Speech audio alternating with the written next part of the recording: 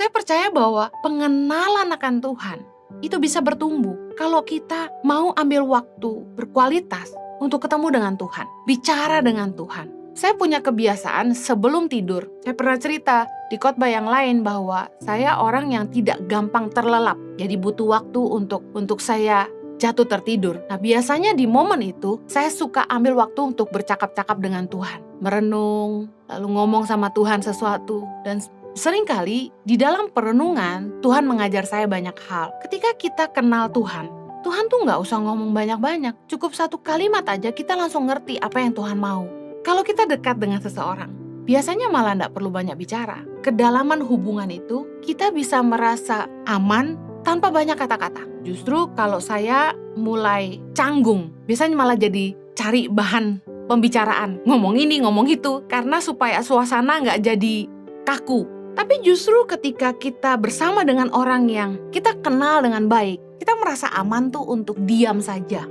Contoh dengan suami saya bisa duduk di mobil misalnya ke Bandung berdua, 2,5 jam, 3 jam kami saling cerita tapi juga rasa nyaman ketika kami tidak bicara apa-apa, cuma suami saya pegang tangan saya, kami diam, dengerin musik, dengerin khotbah di radio dan lain sebagainya, kami bisa nyaman tanpa banyak kata-kata. Tuhan biasanya kalau ngomong sama kita, gak ribet, gak panjang, tapi memberi pengertian yang sangat dalam dan mengubahkan.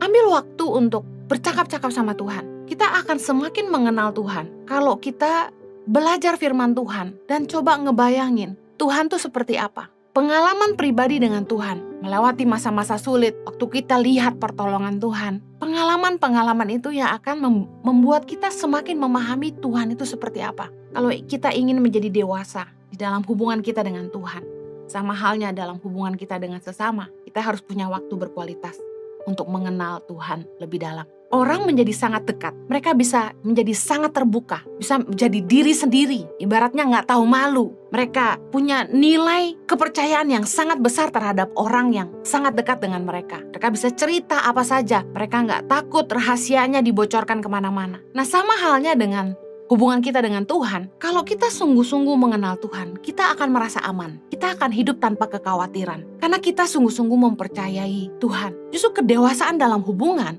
adalah adanya nilai kepercayaan. Matius 6 ayat 31 berkata gini, sebab itu janganlah kamu khawatir dan berkata, apakah yang akan kami makan? Apakah yang akan kami minum? Apakah yang akan kami pakai? Semua itu dicari bangsa-bangsa yang tidak mengenal Allah. Akan tetapi Bapamu yang di sorga tahu bahwa kamu memerlukan semuanya itu. Ingat baik, orang yang masih khawatir tentang penghidupannya, mereka dikatakan adalah bangsa-bangsa yang tidak mengenal Allah. Kalau kita masih khawatir tentang penghidupan kita, berarti kita belum dewasa dalam hubungan dengan Tuhan. Kita belum benar-benar mengenal siapa itu Tuhan sebenarnya. Yang khawatir tuh orang yang gak kenal Tuhan. Kalau kita punya hubungan yang dalam dengan Tuhan, kita mengenal Bapa, kita percaya bahwa Bapa di sorga tahu bahwa kita memerlukan semuanya itu. Penghidupan itu gak jadi fokus kita, tapi yang jadi fokus kita adalah kerajaan Allah dan kebenarannya. Dikatakan tetapi carilah dahulu